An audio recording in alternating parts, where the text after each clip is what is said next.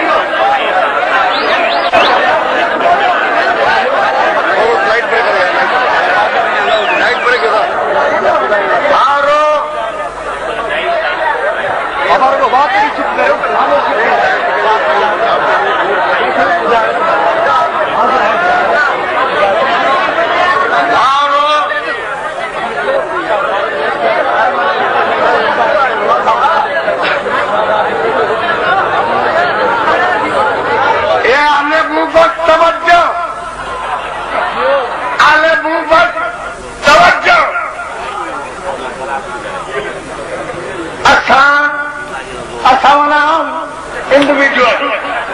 अकेलो तकरीरू करे करे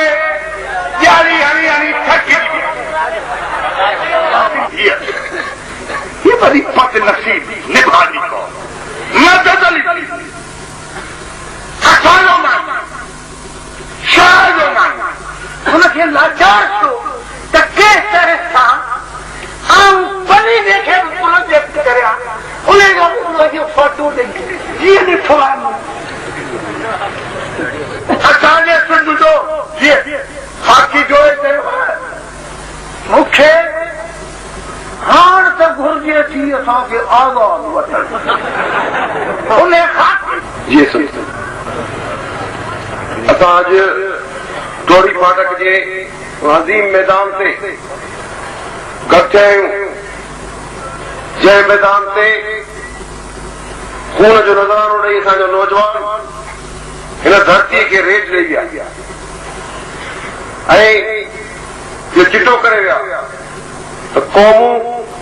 नंगनि ऐं दंगनि ते सिर ॾींदियूं असां हिन ॻाल्हि जो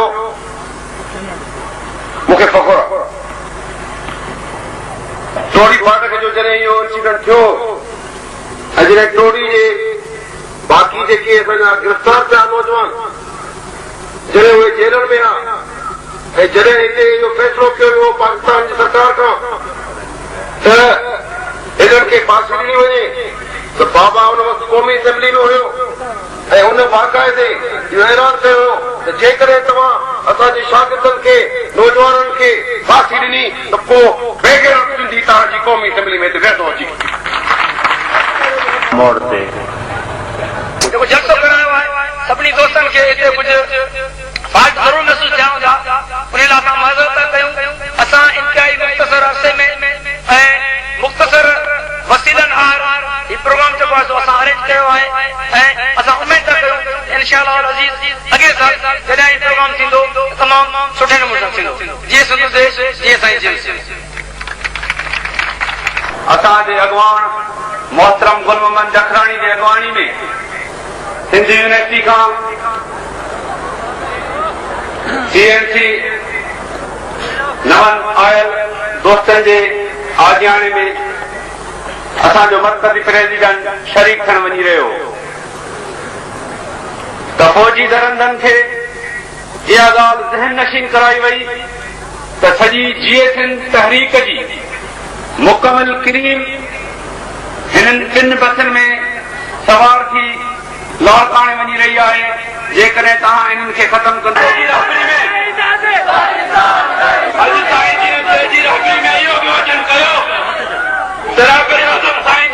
जो पैगाम खणी जंग में वञी तहरीक खे मज़बूत ऐं मुनज़िम कंदासीं ऐं उन खे एतिरो ऑर्गनाइज़ कंदासीं जो जॾहिं चाहियूं दुश्मन सां जंग जो थी सघूं उन करे बिना करदन खुश रस्मी न खून खाक हलते गन खुदा रहमत खुनंदा पाक पाक वाला पाक तीनत खुदा रहमत खुनंदा पाक तीनत तीनत खुदा रहमत खुनंदा पाक तीनत तीनत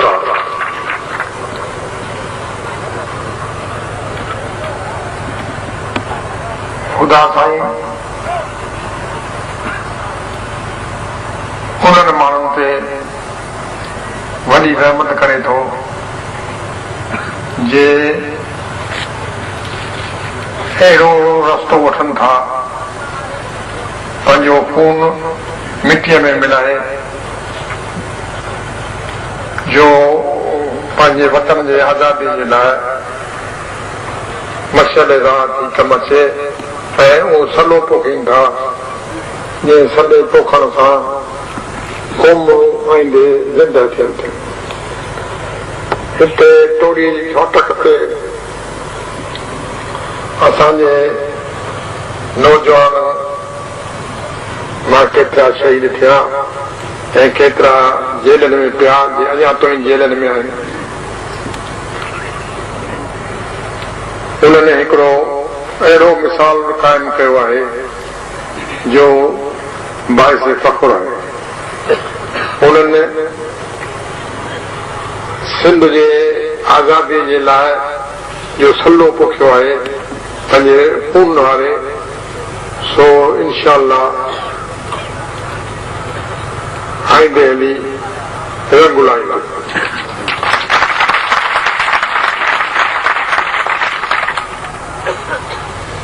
इहो हिकिड़ो मुख़्तसिर तादाद आहे माण्हुनि जो ऐं जोशीला आहिनि। घरनि में जोश होश खां घणो आहे ऐं अञा पूरी तरह सां सम्झी सोचे न नारो हणनि था न को कदम खणनि था। ॿिए तरफ़ कसीर तादाद माण्हुनि जो उहो आहे जो बकोल हिकिड़े क़ुरानी आयत जे सुमन बुकुमन उमियन फहमला यरजउन अंधा ॿोड़ा गूंगा थी अहिड़े तरफ़ हली रहिया आहिनि जंहिंमें सिंध जो मुस्तक़बिल ऊंधाओ थियण जो इम्कान आहे ऐं उन ऊंधाए थियण जो इम्कान इहो आहे जो सिंध जे माण्हुनि गुज़िरियल 1988 में जे अवगामी वठी सिंध जो कुझु पियो हलियो आहे